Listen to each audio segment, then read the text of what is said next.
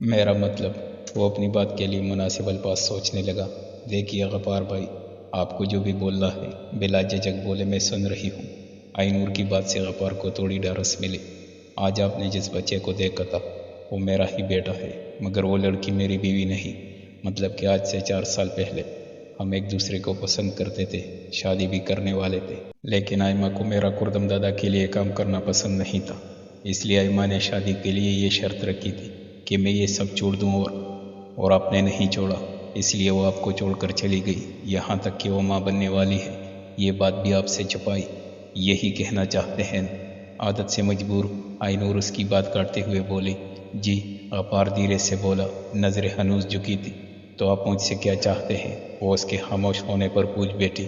میں اب آئمہ اور اپنے بچے کے ساتھ زندگی گزارنا چاہتا ہوں۔ تو یہ کہ آئمہ آج بھی یہ چاہتی ہے میں یہ سب چھوڑ دوں، اس لیے میں چاہتا ہوں آپ کردم دادا سے میری سفارش کریں تاکہ وہ مجھے اس گناہ کی زندگی کو چھوڑنے کی اجازت دے دے۔ آپ کو ایسا کیوں لگتا ہے وہ میری بات مان جائیں گے؟ کیونکہ وہ آپ سے محبت کرتے ہیں، آپ کی بات سے انکار نہیں کریں گے۔ غفار کی بات پر آئی نور نے سر اٹھا کر اس کے جھکے سر کو دیکھا، پھر نبی میں سر ہلاتے ہوئے بولی، ہر انسان کو اپنے حصے کی لڑائی خود ہی لڑنی پڑتی ہے۔ لوگ آپ کے ساتھ تو کھڑے ہو سکتے ہیں لیکن آپ کی جگہ کھڑے نہیں ہو سکتے۔ آپ کو اپنے حق کے لیے خود آواز اٹھانی پڑے گی، کیونکہ میں آپ کی سفارش تو کر سکتی ہوں مگر اپنے لفظوں میں وہ درد، وہ تکلیف نہیں لا سکتی جو آپ کے اندر ہے۔ ایک انسان اپنی وکالت بہتر طریقے سے کر سکتا ہے بجائے دوسرے کے، اس لیے میں یہی کہوں گی آپ خود کردم سے بات کریں۔ اس کی بات پر غفار کا چہرہ بچ سا گیا تو وہ مزید بولی، ہاں، آپ کے بات کرنے کے بعد میں کوشش کروں گی کردم کو قائل کرنے کی۔ آئی نور کہہ کر خاموش ہو گئی۔ اب وہ غفار کے بولنے کی منتظر تھی جو سر جھکائے خاموش کھڑا تھا۔ کیا ہو رہا ہے؟ غفار کے بولنے سے پہلے ہی کردم کی آواز ان کے کانوں سے ٹکرائی۔ دونوں نے بیک وقت چہرہ اٹھا کر سیڑھیوں کی طرف دیکھا جہاں سے کردم اترتا انہی کی طرف آ رہا تھا۔ غفار بھائی آپ سے کچھ بات کرنا چاہتے ہیں، آئی نور فوراً بولی۔ اس کی بات پر کردم نے غفار کی جانب دیکھا جو اب بھی سر جھکائے کھڑا تھا۔ کیا ہوا غفار؟ ایسی کیا بات ہے جو تم مجھ سے کرنے کے بجائے نور سے کر رہے ہو؟ کردم اس کے جھکے سر کو دیکھ کر پوچھنے لگا۔ غفار خاموش رہا۔ آپ لوگ بات کریں، میں چلتی ہوں۔ آئی نور انہیں اکیلے میں بات کرنے کا موقع دیتی فوراً سیڑھیوں کی جانب بڑھ گئی۔ اس کے جاتے ہی کردم غفار کی طرف متوجہ ہوا۔ آخر کیا بات ہے، کچھ بولو گے بھی؟ دادا وہ، اور پھر غفار نے ساری بات کہہ سنا ڈالی۔ اس سب کے دوران کردم خاموش کھڑا اس کا چہرہ دیکھتا رہا۔ غفار بول کر خاموش ہوا اور ایک نظر کردم کی طرف دیکھا جو بے تاثر چہرہ لیے کھڑا تھا۔ غفار مزید بولا، آپ چاہے تو مجھے جان سے مار دے مگر میں اب مزید کسی کی جان نہیں لے سکتا، غفار نے کہہ کر کمر میں لگی پستول نکال کر اس کے سامنے کر دی۔ کردم نے ہاتھ بڑھا کر پستول کو اس کے ہاتھ سے اپنے ہاتھ میں لے لیا۔ اگلے ہی لمحے کردم کا ہاتھ اٹھا مگر وہ اس کا کندھا دبا کر مسکراتے ہوئے بولا، جاؤ جی لو اپنی زندگی۔ کردم کی بات پر یک دم غفار کی آنکھیں نم ہوئی۔ شکریہ دادا، مارے تشکر کے وہ بس اتنا ہی بولا۔ ارے کوئی نہیں یار، تم نے آج تک میرے لیے بہت کچھ کیا ہے، اب میری باری ہے، جاؤ مگر ہاں یہاں سے دور چلے جانا، ہو سکے تو شہر ہی چھوڑ دینا۔ جی دادا، میں ایسا ہی کروں گا اور آپ کا احسان بھی کبھی نہیں بھولوں گا۔ کردم مسکرا دیا۔ غفار نم آنکھوں سے اس کے گلے لگ گیا۔ بس کرو، کیا لڑکیوں کی طرح آنسو بہا رہے ہو؟ اب جاؤ، آئمہ انتظار کر رہی ہوگی۔ کردم کی بات پر مسکراتا ہوا ایک مرتبہ پھر اس کے گلے مل کر وہاں سے چلا گیا۔ اوپر کھڑی آئی نور مسکراتے لبوں سے یہ منظر دیکھتی خوابگاہ کے اندر قدم بڑھا گئی۔ وہ خوابگاہ میں داخل ہوا تو سامنے ہی آئی نور بیڈ پر کتابیں لیے بیٹھی تھی۔ کردم بھی آ کر بیڈ کی دوسری سائڈ پر لیٹ گیا۔ اس کے لیٹتے ہی آئی نور نے کتابیں اٹھا کر سائڈ پر رکھی اور لائٹ بند کرتی خود بھی لیٹ گئی۔ کمرے میں اندھیرے کے ساتھ ساتھ خاموشی نے بھی جگہ لی ہوئی تھی جسے کردم کی آواز نے توڑا تھا۔ نور، اس نے دھیرے سے پکارا۔ جی، آنکھیں بند کیے ہی وہ بولی، ایسا کیوں ہے؟ ایک عورت کے حصول کے لیے مرد سب کچھ کرنے اور چھوڑنے کے لیے تیار ہو جاتا ہے، میں آج تک سمجھ نہیں پایا، یہاں تک کہ تم سے محبت کے بعد بھی نہیں۔ وہ اس کی طرف کروٹ لے کر پوچھنے لگا، عورت کے لیے نہیں، انسان کے لیے؟ آئی نور سیدھی لیٹی آنکھیں بند کیے ہی بولی، یہ اللہ کی طرف سے ہوتا ہے، جب اللہ نے اپنے بندے کو آزمانا ہوتا ہے یا سیدھی راہ پر لانا ہوتا ہے تو اکثر لوگوں کی زندگی میں کسی ایسے شخص کو بھیج دیتا ہے جس کے حصول کے لیے وہ سب کچھ کرنے پر تیار ہو جاتا ہے، یا یوں کہیں کہ اس شخص کے ذریعے اسے آزمایا جاتا ہے یا راہ راست پر لایا جاتا ہے، کیونکہ دنیا کی ہر چیز خریدی جا سکتی ہے سوائے انسان کے۔ اچھا، مجھے تو نہیں لگتا، بلکہ انسان کو خریدنا زیادہ آسان ہے۔ کردم جو خاموشی سے اس کا چہرہ کا طواف کر رہا تھا اس کی بات پر فوراً بولا، آئینور کے چہرے پر ایک آسودہ سی مسکراہٹ در آئی۔ ہاں، بہت آسانی سے خریدا جا سکتا ہے، مگر صرف انسانی جسم کو، اس کے جذبات کو نہیں۔ کسی کے جذبات کو حاصل کرنا دنیا کا سب سے مشکل کام ہے۔ محبت قدرت کی طرف سے ودیعت ہوتی ہے۔ جس کو آپ سے محبت نہیں ہے، آپ اس کے لیے اپنی جان بھی دے دیں، تب بھی وہ آپ سے محبت کر ہی نہیں سکتا۔ تبھی تو اللہ انسان کی رسی کھینچنے کے لیے ایسے شخص کی محبت میں مبتلا کر دیتا ہے، جس کے حصول کے لیے وہ سب کچھ کرنے کو تیار رہتا ہے، وہ بھی جسے کرنے کا کبھی تصور بھی نہیں کیا ہوتا۔ اس کی بات پر کردم اسے دیکھتا رہ گیا۔ وہ بھی اسے حاصل کر چکا تھا، مگر آئینور کے جذبات، وہ تو اب تک ان کے درمیان نہ تھے۔ تو اس لیے آئمہ کی محبت میں آج غفار میرے سامنے آ کھڑا ہوا۔ کچھ دیر اسے دیکھنے رہنے کے بعد کردم پھر گویا ہوا، نہیں، آئمہ کی محبت میں نہیں، اپنے بیٹے کی محبت میں۔ جیسے کہ میں نے ابھی کہا، عورت کا حصول نہیں، انسان کا حصول، پھر وہ انسان کوئی بھی ہو سکتا ہے۔ اب غفار بھائی کو دیکھ لے، آئمہ سے محبت تھی، لیکن وہ اس کے لیے نہیں بدلے، یہاں تک کہ وہ ان کی زندگی سے چلی گئی، مگر اولاد کی محبت نے چند لمحوں میں وہ کام کروا دیا جو آئمہ نہ کرا سکی۔ غفار بھائی کو دوسرا موقع ملا اور انہوں نے اس گناہ کی زندگی کو چھوڑ دیا، لیکن ہر کسی کو یہ موقع نہیں ملتا۔ اب میرے پاپا کو دیکھ لے، ماما آئی اور چلی گئی، مگر وہ نہیں بدلے۔ آئینور رکی اور ایک گہرا سانس ہوا کے سپرد کیا۔ کردم نے اسے بازو سے کھینچ کر اپنے قریب کیا۔ آئینور نے بھی بنا کسی مزاحمت کے اپنا سر اس کے شانے پر رکھ دیا۔ غفار بھائی ایک عقل مند انسان ہے، جنہوں نے یہ موقع ہاتھ سے نہیں جانے دیا، کیونکہ قسمت ہر کسی پر مہربان نہیں ہوتی، ہر کسی کو دوسرا موقع نہیں ملتا۔ تم نے یہ سب باتیں کہاں سے سیکھ لی؟ اتنی چھوٹی سی تو ہو تم۔ کردم اس کے بال سہلاتے ہوئے شرارت سے بولا تاکہ اس کا دھیان بٹا سکے، مگر آئینور اس کی شرارت کو نظر انداز کرتی ہوئے بولی، ماما کے جانے کے بعد جب میں یہی سوچتی تھی، آخر ماما پاپا کی بے اعتنائی و بے وفائی کے باوجود اتنی محبت کیسے کرتی تھی۔ بس انہی سوالوں کے جواب ڈھونڈتے معلوم ہوا کہ محبت کسی پر رحمت تو کسی پر روک بن کر نازل ہوتی ہے۔ انسان کو وہی سے آزمایا جاتا ہے جو اس کے لیے سب سے عزیز ہوتا ہے۔ ماما کی محبت تو پاپا کے لیے رحمت ثابت نہیں ہوئی، انہوں نے اپنا راستہ نہیں بدلا، لیکن پاپا کی محبت ماما کے لیے آزمائش ثابت ہوئی تھی، جس میں وہ ہار گئی اور حرام موت کو گلے لگا لیا۔ آئینور چپ ہو گئی۔ کردم خاموشی سے چہرہ جھکا کر اس کے چہرے کو دیکھنے لگا۔ اس کا دھیان ہٹانے کے لیے بات بدلی، مگر وہ بھول گیا تھا آئینور کی زندگی کے تمام باب اس کے تلخ باب سے ہی جڑے ہیں۔ میں جانتی ہوں کردم، غفار بھائی کی باتوں نے آپ کو سوالوں میں گھیر لیا ہے، ابھی آپ یہ سوال پوچھ رہے تھے، لیکن میں چاہتی ہوں آپ ان باتوں پر غور کریں، کیونکہ قسمت ہر کسی پر مہربان نہیں ہوتی۔ ایسا نہ ہو ہمارا انجام ماما پاپا سے بھی بدتر ہو۔ کردم کے شانے پر سر رکھ کے وہ سوچ میں غرق تھی۔ یہ طویل گفتگو نامحسوس طریقے سے اس نے صرف کردم کو سمجھانے کے لیے کی تھی، لیکن اس کی باتوں کا اثر کردم پہ ہونا تھا یا نہیں، یہ تو وہی جانتا تھا۔ کردم آئینور نے چہرہ اوپر اٹھا کر اسے دیکھا۔ وہ مسکرا دیا۔ وہ آج مال سے آتے وقت میں نے راستے میں ایک پارک دیکھا تھا، کیا میں وہاں تھوڑی دیر کے لیے چلی جایا کروں؟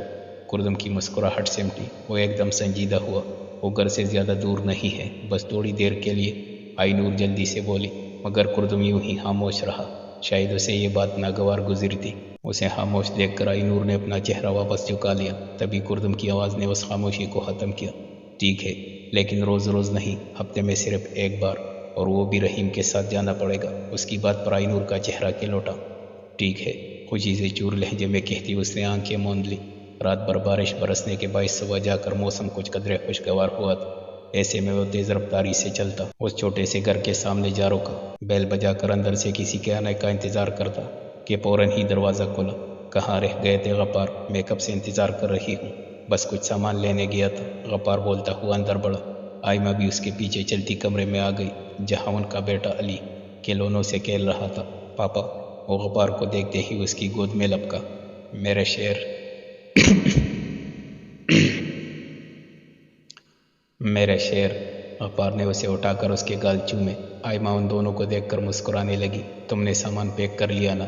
غفار اب اس کی طرف متوجہ ہوا۔ جی کر لیا، بس اب نکلنا ہے۔ ٹھیک ہے۔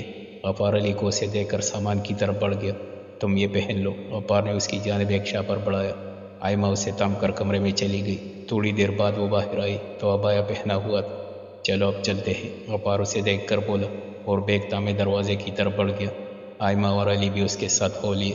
وہ جا رہے تھے ان سب سے دور، ایک نئی منزل، ایک نئی زندگی کی خاطر، جہاں خوشیاں ان کے انتظار میں تھی۔ کردم تیار ہو کر اندرونی دروازے سے باہر نکلا تو وہ تینوں اس کے انتظار میں گاڑی کے پاس ہی کھڑے نظر آئے۔ وہ چلتا ہوا ان کے پاس آ گیا۔ رحیم، तुम अभी घर पर रुक जाओ, नूर के साथ जाना, उसे कुछ काम है, उसके बाद अड्डे पर आ जाना। जी दादा। वो रहीम को हिदायत देता गाड़ी में बैठ गया। उसके बैठते ही नईम ने गाड़ी बैरूनी दरवाजे की जानिब बढ़ा दी। ये दादा ने नईम को क्यों अड्डे पर से यहाँ बुला लिया? और गफ्फार कहाँ है? फारूक गाड़ी के निकलते ही उन दोनों से मुखातिब हुआ। पता नहीं, हो सकता है दादा के किसी काम से गया हो। रहीम कंधे उचका कर बोला, चलो हम भी चलते हैं, वरना शामत आ जानी है, रहमत ने जमाई लेते हुए कहा और गाड़ी की जानिब बढ़ गया। हाँ तुम दोनों जाओ, मैं बाद में आता हूँ, रहीम ने कहकर कदम अंदरूनी दरवाजे की तरफ बढ़ा दिए। फारूक ठीक है कहता हुआ खुद भी गाड़ी की जानिब बढ़ गया। तीनों अलग हुए और इसी समय किसी ने तन्हाई का फायदा उठाते हुए पाशा को कॉल लगाई। हेलो पाशा भाई। जी थोड़ी देर में घर से निकलेंगे। जी ठीक है। दूसरी जानिब से न जाने क्या कहा गया था, मगर पाशा की बात सुनकर उस शख्स के चेहरे पर शैतानी मुस्कुराहट दर आई। अब तुम्हें पता चलेगा कुर्दम दादा, अपनों को कोने की तकलीफ क्या होती है। वो सीढ़ियाँ उतरती नीचे आई तो लाउंज में ही उसे सीमा खाला बेटी चाय पीती नजर आ गई। वो मुस्कुराती उनके पास चली गई। अच्छा हुआ लड़की तुम आ गई, रहीम अभी तुम्हारा ही पूछ रहा था, तुम तैयार हो? सीमा खाला उसे बुरके में देखते हुए बोली, जी मैं तैयार हूँ, लेकिन आप भी चले ना, मज़ा आएगा। आइनूर खुशी से चहकते लहजे में बोली, नहीं बाबा तुम जाओ, मैं तो घर पर ही आराम करूँगी। सीमा खाल ने कहकर चाय का कप मुँह से लगा लिया। चले ठीक है, मैं जल्दी आ जाऊँगी, आइनूर ने कहते हुए उनके आगे सर झुका दिया। हाँ जल्दी आना, सीमा खाल ने उसके सर पर हाथ फेरते हुए कहा। फिर वो उन्हें खुदा हाफिज कहती बाहर चली गई, जहाँ रहीम खड़ा उसका ही इंतज़ार कर रहा था। मौसम कदरे खुशगवार था, आसमान पर बादल छाए हुए थे। ऐसे में वो पार्क में मौजूद बेंच पर बैठी मुस्कुराते चेहरे के साथ सामने उन बच्चों को खेलता देख रही थी। पास ही रहीम खड़ा खुद भी मुस्कुराते हुए बच्चों को देख रहा था, जो मौसम के मज़े लूटने के साथ साथ खेलने में लगे थे। बारिश के मौसम में यूं खुली फिजा में सांस लेने का मज़ा ही कुछ और था। आइनूर मसरूर सी माहौल के मज़े ले रही थी। उसे काफ़ी वक्त गुजर चुका था यहाँ आए, लेकिन उसका दिल ही नहीं भर रहा था कि यहाँ से जाए, और रहीम ने भी जाने का नहीं कहा था, तो वो भी खामोशी से बैठी रही। उसकी नज़र बच्चों पर थी, जो घास पर बैठे अपने माँ बाप के साथ खेलने में लगे थे। उसे अपना बचपन याद आने लगा, जब वो भी मानूर के साथ पार्क जाया करती थी। एकदम उसकी आंखें माँ को याद करके नम होने लगी। वो उठ खड़ी हुई। चले रहीम भाई, आइनूर के भाई कहने पर चौंक कर उसने आइनूर की तरफ देखा। निकाब से झांकती आंखें उसके जवाब की मुंतजिर थी। जी। वो इस बात में सर हिलाता गाड़ी की तरफ चल दिया। आइनूर भी उसके पीछे चल दी। गाड़ी के पास पहुंचकर रहीम ने उसके लिए पिछला दरवाज़ा खोला। वो बुरका संभालती गाड़ी में बैठ गई। रहीम उसकी तरफ का दरवाज़ा बंद करता फौरन ड्राइविंग सीट पर आकर बैठ गया और गाड़ी स्टार्ट करके घर के रास्ते पर डाल दी। रास्ते में भी आइनूर बाहर देख रही थी। रहीम थोड़ी थोड़ी देर बाद बैक मिरर से उस पर नज़र डाल लेता। उसे उसका भाई कहना अच्छा लगा था। वो अभी भी उसे ही देख रहा था कि अचानक गाड़ी का तवाज़ुन बिगड़ा और डगमगा गई। पीछे से फायर हुआ था, जो गाड़ी के पिछले शीशे को चकनाचूर कर गया था। ये क्या हो रहा है? आइनूर खुद को संभालती बमुश्किल बोली। आंखें खौफ से फैल गई थी। आप सीट को मजबूती से पकड़ ले और नीचे झुक जाइए, रहीम ने कहकर गाड़ी के स्टीयरिंग व्हील पर ग्रिप मजबूत कर दी। वो बेकाबू होती गाड़ी को काबू में करने की कोशिश कर रहा था। सुनसान सड़क पर गाड़ी इधर से उधर डगमगा रही थी कि तभी एक और फायर की आवाज़ फिजा में गूंजी, और इस बार गोली गाड़ी के अगले शीशे को तोड़ती हुई गुजरी थी। रहीम ने गन निकाल कर पीछे हाथ किया और अंधाधुंध फायरिंग शुरू कर दी। पीछे आती ब्लैक मर्सिडीज ने भी अंधाधुंध फायर करने शुरू कर दिए थे। फिजा में सिर्फ गोलियों की आवाज़ें सुनाई दे रही थी। रहीम एक हाथ से गाड़ी चलाता दूसरे हाथ से फायर करता जा रहा था कि अचानक गन में गोलियां खत्म हुई। उसने लब बेंच कर गन को एक तरफ फेंक और गाड़ी की रफ्तार तेज कर दी। पीछे से मुसलसल फायरिंग हो रही थी। रहीम सड़क पर इधर से उधर गाड़ी को करता तेज रफ्तारी से भगा रहा था। पीछे आती गाड़ी ने भी अपनी रफ्तार तेज कर दी। रहीम ने उनको पास आता देखकर गाड़ी का रुख गलियों की जानिब मोड़ दिया। तंग गलियों से गाड़ी गुजारता वो बार बार पीछे मुड़कर देख रहा था। उस जगहबादी होने के बाइस पीछे आती गाड़ी लोगों की आमदोरफ्त की वजह से अपनी रफ्तार सुस्त कर चुकी थी, मगर रहीम ने अपनी रफ्तार कम नहीं की थी। वो लोगों की परवाह किए बगैर गाड़ी को भगा रहा था। लोग गाड़ी को पास आते देखकर इधर से उधर भाग रहे थे। शोर बढ़ गया था। गलियों में भगदड़ सी मच उठी थी। रहीम ने एक बार फिर मुड़कर पीछे देखा। वो गाड़ी आहिस्ता आहिस्ता नज़रों से उजल हो रही थी। जब पूरी तरह से गाड़ी दिखाई देना बंद हो गई तो रहीम ने शुक्र का सांस लेकर गाड़ी की रफ्तार कम की। फिर चेहरा मोड़कर आइनूर को देखा, जो नीचे झुकी हुई थी। अब आप उठ जाइए, खतरा टल गया है, रहीम ने उसे देखते हुए मुस्कुरा कर कहा, मगर आइनूर के वजूद में कोई हरकत नहीं हुई। बहना उठ जाओ, डरो नहीं, बस अब घर आने वाला है, रहीम ने कहते हुए चेहरा सामने कर लिया। अब उसकी नज़रें सड़क पर थी। आइनूर यूं ही नीचे झुकी हुई थी। उसके दोबारा कहने पर भी उसने सर तक नहीं उठाया। बेचारी काफ़ी डर गई। रहीम ने सोचते हुए गाड़ी की रफ्तार तेज कर दी। आइनूर की वजह से वो जल्द से जल्द घर पहुंचना चाहता था। तेज रफ्तारी से सड़क पर दौड़ती थोड़ी देर में गाड़ी घर के दरवाजे के सामने जा रुकी। चौकीदार ने आंखों में हैरत लिए गाड़ी की अबतर हालत को देखा। ऐसे क्या देख रहे हो, जल्दी दरवाज़ा खोलो। रहीम के गुस्से से कहने पर चौकीदार गड़बड़ा गया और फौरन ही दरवाज़ा खोल दिया। रहीम गाड़ी को अंदर बढ़ा ले गया। पोर्च में गाड़ी रोकते ही उसने पीछे मुड़कर आइनूर को देखा। वो अब भी उसी हालत में थी। घर आ गया, अब तो उठ जाइए, रहीम कहते हुए सीट की पुष्ट पर हाथ रखता थोड़ा नीचे को झुका, मगर अगले ही लम्हे चौंक उठा। हाथ पर कुछ नमी सी महसूस हुई थी। उसने सीट की पुष्ट से हाथ हटाकर अपने सामने किया तो दंग रह गया। हाथ पर खून था जो यकीनन आइनूर का था। ये क्या हो गया, अब क्या करूं? सीमा खाला, हाँ उनको बुलाता हूँ। वो खुद से बड़बड़ाता फौरन गाड़ी से निकला और अंदर की जानिब बढ़ गया। उसे खौफ महसूस हो रहा था, कोई बाइद नहीं था। इस हादसे की खबर होते ही कुर्दम उसकी जान ले लेता, इसलिए अब उसे जल्द से जल्द कुछ करना था ताकि आइनूर की जान बचाई जा सके। अड्डे पर आए माल को हिफाजत से ट्रक से निकाल रहे थे। फारूक अपनी निगरानी में माल ट्रक से उतरवा रहा था। वही रहमत कड़ा माल के डब्बे को लुआ कर माल चेक कर रहा था जब कुर्दम उनके पास चला आया। रहीम अभी तक नहीं आया। जेब में हाथ डाले वो कड़ा पूछ रहा था। नहीं दादा, जवाब रहमत की तरफ से आया। ठीक है, आ जाए तो मेरे पास भेजना। जी ठीक है, रहमत ने ताबेदारी से बोला। कुर्दम एक नज़र सब पर डालता जाने के लिए पलटा ही था कि फारूक की आवाज़ पर रुक गया। दादा, वो मुरसिल जमशेद का मातहत का फ़ोन आया था। फारूक उसके पास आकर बोला। अच्छा, क्यों फ़ोन किया था? कुर्दम बेजार सा पूछने लगा। दादा, आप तो जानते हैं कल रात मुल्तान में लड़कियों की स्मगलिंग के वक्त पुलिस ने छापा मारा था। फारूक ने उसे याद दिलाया तो कुर्दम की बेजारी में ज़रा फर्क नहीं आया। वो वैसे ही बेजार सा पूछ रहा था। तो जमशेद चाहते हैं कि आप उनके आदमियों को छुड़वाने में उनकी मदद करें। आपका और गफ्फार का फ़ोन कल रात से बंद था, इसलिए उन्होंने मुरसल के ज़रिए मुझे फ़ोन किया। फारूक कहकर खामोश हो गया। अब वो कुर्दम के जवाब का मुंतज़िर था जो माथे पर बल डाले उसके सामने खड़ा था। ये मेरा मसला नहीं है, अब फ़ोन आए तो बोल देना, मुझे इस मामले से दूर रखे। कुर्दम नागवारी से कहता वहाँ से चला गया। फारूक ने रहमत की तरफ देखा जो उसे ही देख रहा था। दादा, कुछ अजीब नहीं है, दुनिया के हर बुरे काम में मुलव्विस है सिवाय लड़कियों की स्मगलिंग के। न खुद स्मगलिंग करते हैं न किसी की इस सिलसिले में मदद करते हैं। अब ये तो उन्हें ही मालूम होगा मामला क्या है। फारूक की बात पर रहमत कंधे उचका कर कहता वापस अपने काम में लग गया। फारूक भी सर झटकता ट्रक की जानिब बढ़ गया जिसमें से अभी अभी माल उतारा जा रहा था। स्ट्रेचर पर उसे लिटाए वो अस्पताल में आगे बढ़ते जा रहे थे। इर्द गिर्द मौजूद लोग आते जाते उसे देख रहे थे जिसके खून से स्ट्रेचर तक रंग गया था। रहीम और सीमा खाला उसे लिए डॉक्टर के रूम के सामने जा रुके। उनके साथ नर्स भी मौजूद थी। सीमा खाला, आप यही रुके, मैं डॉक्टर से बात करता हूँ, रहीम कहता हुआ रूम में चला गया। अंदर दाखिल होकर उसने दरवाज़ा लॉक किया और डॉक्टर की तरफ बढ़ा जो आंख के सकेड़े उसको घूर रहा था। ये क्या कर रहे हो और अंदर किसने आने दिया? डॉक्टर गुस्से से बोला। रहीम उसकी बात को नज़रअंदाज करता आगे बढ़ा और कॉलर से पकड़कर एक झटके से अपने मुकाबिल खड़ा किया। चल बाहर, जो लड़की स्ट्रेचर पर है उसका फौरन ऑपरेशन शुरू करो, वरना तेरी आने वाली 7 नस्लों को हमेशा इलाज की ज़रूरत पड़ती रहेगी। रहीम दांत पीसता हुआ बोला। ये क्या बदतमीज़ी है, छोड़ो मुझे, मैं अभी गार्ड को बुलाता हूँ। डॉक्टर एक हाथ से अपना कॉलर छुड़वाने की कोशिश करता दूसरा हाथ रिसीवर की जानिब बढ़ाने लगा कि तभी रहीम गन निकाल कर उसके सर पर तान दी। लगता है तुझे समझ नहीं आ रही, अभी उतारू तेरी खोपड़ी में गोलियां। रहीम कुर्राया। देखो मेरे छोटे छोटे बच्चे हैं, रहम करो। डॉक्टर ने उसके सामने हाथ जोड़ लिए। ये ड्रामा छोड़ो और बाहर चलकर उस लड़की को देख लो जल्दी। रहीम की बात पर डॉक्टर ने सर हिलाया जिस पर रहीम ने उसका कॉलर छोड़ दिया। डॉक्टर फौरन दरवाजे की जानिब बढ़ गया। रहीम ने भी गहरा सांस लेकर गन वापस पैंट में पंसा ली और कोट ठीक करता खुद भी उसके पीछे चल दिया। बाहर आया तो नर्स सीमा खाला से बहस करती नजर आई। क्या हो रहा है यहाँ? डॉक्टर ने उनके करीब जाकर पूछा। डॉक्टर, इस पेशेंट को गोली लगी है, ये पुलिस केस है। मैं कब से इन्हें समझा रही हूँ मगर ये सुन ही नहीं रही, नर्स परेशानी से बोली। उसकी बात पर डॉक्टर ने एक नज़र आइनूर की तरफ देखा जो अब भी बुरके में मौजूद स्ट्रेचर पर पड़ी थी। उसने अपना रुख रहीम की तरफ किया और कुछ बोलने के लिए मुंह खोला ही था कि तभी रहीम ने बाएं हाथ से कोट हटाकर उसे गन दिखाई। डॉक्टर ने फौरन अपना रुख नर्स की तरफ मोड़ लिया।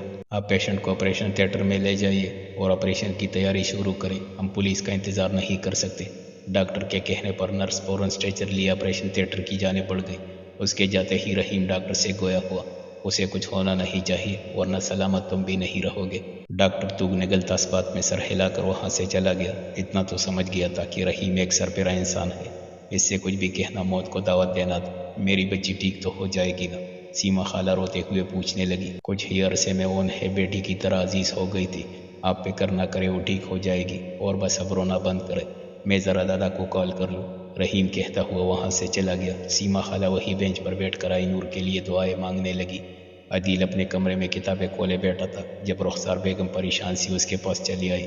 عادی، کیا ہوا؟ اتنی پریشان کیوں لگ رہی ہے؟ وہ کتابوں سے سر اٹھا کر ان کے بجھے ہوئے چہرے کو دیکھتا ہوا بولا۔ تم میری نور سے بات کروا دو۔ کیوں؟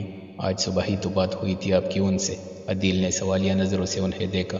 ہاں، لیکن میرا دل بیٹھا جا رہا ہے، یوں لگ رہا ہے جیسے کچھ غلط ہو گیا ہو، وہ پریشانی سے بولی۔ عدیل خاموش انہیں دیکھتا رہا، پھر کتابیں بند کرتا ان کے پاس چلا آیا اور شانوں سے تام کر بولا۔ اب یوں ہی پریشان ہو رہی ہے؟ پہلے بھی آپ کو ایسا محسوس ہو رہا تھا، مگر آپ ہی بالکل ٹھیک تھی، اور دیکھیے گا وہ اب بھی بالکل ٹھیک ہی ہوں گی۔ اللہ کرے ایسا ہی ہو۔ رخسار بیگم نے دل میں سوچا۔ تم فون ملاؤ، مجھے بات کرنی ہے۔ ماما پلیز بار بار فون نہ کریں، انہیں اور بھی کام ہوں گے، اب ہر وقت تو ہم سے بات نہیں کر سکتی نا؟ عدیل تنگ کر بولا۔ رخسار بیگم خاموش ہو گئی۔ اچھا، رات تک انتظار کر لے، پھر بات کر لیجئے گا۔ رخسار بیگم کے افسردہ چہرے کو دیکھ کر وہ فوراً بولا۔ ٹھیک ہے۔ وہ بجے دل کے ساتھ اس بات میں سر ہلاتی وہاں سے چلی گئی۔ عدیل بھی گہرا سانس لیتا واپس اپنی پڑھائی کی طرف متوجہ ہو گیا۔ سیما خالہ اس وقت نماز ادا کرنے گئی ہوئی تھی۔ رحیم اکیلے ہی آپریشن تھیٹر کے سامنے پریشان سا کھڑا تھا۔ وہ کردم کو فون پر آئی نور کو گولی لگنے کے بارے میں بتا چکا تھا، اور فون پر بھی کردم کے لہجے کی سختی اس سے چھپی نہیں تھی۔ وہ انتہا پر جا کر اپنا بدلہ سامنے والے سے لیتا تھا، اس لیے اب وہ کردم کے متوقع رویے کو سوچ سوچ کر پریشان ہو رہا تھا کہ تبھی منہ پر رومال باندھے اپنی گہری کالی آنکھوں سے چاروں طرف دیکھتے وہ تیز تیز قدم اٹھاتا آپریشن تھیٹر کی جانب آتا دکھائی دیا۔ کردم دادا! رحیم اسے دیکھتے ہی اس کی طرف بڑھا۔ کردم نے رحیم کے پاس آتے ہی اسے کالر سے دبوچ کر دیوار سے لگا دیا۔ آس پاس کھڑے لوگ تماشائی بنے ان دونوں کو دیکھنے لگے۔ رحیم نے اپنا سر جھکا دیا۔ یہ سب کیسے ہوا؟ آخر تمہیں ساتھ بھیجنے کا فائدہ کیا ہوا جب تمہاری موجودگی میں بھی اسے گولی لگ گئی؟ کردم لوگوں کی موجودگی کا خیال رکھتے ہوئے دبا دبا سا چلایا۔ دادا وہ… اور پھر رحیم نے سر جھکائے سارا واقعہ کردم کے گوش گزار کر دیا۔ کردم اس کا کالر چھوڑتا پیچھے ہوا، غصے کے باعث اس کی آنکھیں سرخ ہو رہی تھی۔ اس نے اپنی پیشانی مسلتے ہوئے خود کو کنٹرول کرنا چاہا۔ تبھی سیما خالہ بھی نماز ادا کرنے کے بعد ان کے پاس چلے آئی اور کردم کو غصے میں دیکھ کر وہ رحیم سے مخاطب ہوئی۔ ڈاکٹر نے کچھ بتایا نور کا؟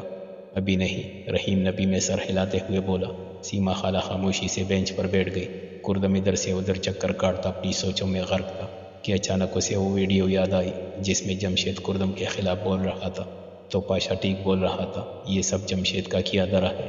لڑکیوں کی اسمگلنگ کے کیس میں اس کی مدد نہیں کی تو یہ اونچے ہتھ کنڈے اختیار کر لیے اس نے، پر وہ جانتا نہیں مجھے وہاں لے جا کر ماروں گا کہ سب کے لیے عبرت کا نشان بن کر رہ جائے گا۔